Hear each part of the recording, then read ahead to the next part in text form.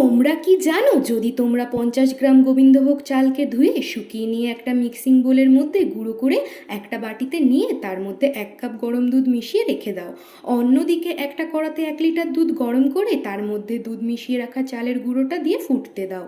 একজন দাদাভাই আমাকে অনেক ভালোবাসা পাঠিয়েছে, তোমাকেও আমার তরফ থেকে অনেক ভালোবাসা দাদাভাই। আর একজন বোন আমাকে কমেন্ট করেছে ভালো হয়েছে। থ্যাংক ইউ বোন আমাকে কমেন্ট করার জন্য। তো দেখো, দুধটা ভালো করে ফুটে এলে তার মধ্যে এলাচ গুঁড়ো, কেশর ভেজানো জল মিশিয়ে নিয়ে 100 গ্রাম চিনি, একটু লবণ মিশিয়ে নিয়ে ভালো করে ফুটতে দাও। যখন ক্ষীরের মতো হয়ে যাবে তখন নামিয়ে ঠান্ডা করে নাও। অন্যদিকে একটা বাটির মধ্যে কিছুটা জল দিয়ে একটা মাটির বাটি 10 মিনিট ভিজিয়ে রেখে আগে থেকে তৈরি করে রাখা ক্ষীরটা মাটির বাটির মধ্যে দিয়ে ওপর দিয়ে একটু আমন্ড আর কিশমিশ কুচি দিয়ে দিলেই রেডি আমাদের বাড়িতেই ফিরনি। আমার ভিডিওটা ভালো লাগলে প্লিজ একটা লাইক কমেন্ট করে দাও। টাটা।